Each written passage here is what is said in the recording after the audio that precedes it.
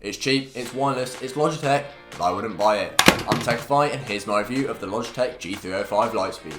So guys, let's get into this. If you enjoyed this video, then make sure you do subscribe to my channel, and if you have any questions, don't forget to join the Techify Discord. So you can pick the G305 up for about $40 or £35, and often in sales like the Black Friday and Christmas sales, it's even cheaper, so that makes it really appealing. It has the same shape as the Logitech G203 or G102, which isn't a necessarily bad thing. It's not a shape that I personally think is amazing. If you're a palm user, unless you've got really small hands, you're going to struggle to get comfortable with the mouse on the back of your hand. If you're a claw or fingertip user, you'll be alright. This mouse is okay. It's certainly not my favourite, but you can get used to it and get a decent grip on it. And if you're a fingertip user, it is fairly wide, so if you've got small hands, you might struggle. Big thing with this mouse though that is a bit of an issue for me is the weight.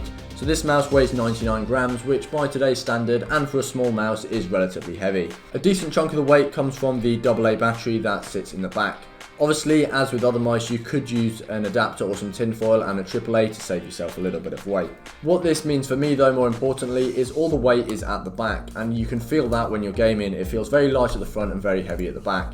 It takes some getting used to, and personally I'm not a big fan of it, and for that reason I'd just prefer a wired mouse for the same price. The sensor is one of Logitech's hero sensors, and their wireless Lightspeed technology is really good, so no faults with the sensor. It has a nice low lift off distance of 5 playing cards, which is plenty good enough for the price. All the clicks and scroll wheel are pretty good. They're not the best feeling, but this is a budget mouse and it's better than some other ones at this price point. The feet on this mouse are small and they're not incredible, but they're not that bad. I think it's just kind of what you expect for a mouse at this price point. Once again, I think the ones on the Razer Viper Mini, a mouse of similar price, are better, so this is one of the compromises you're making by having a wireless mouse. So the verdict for this one is going to be a little bit weird.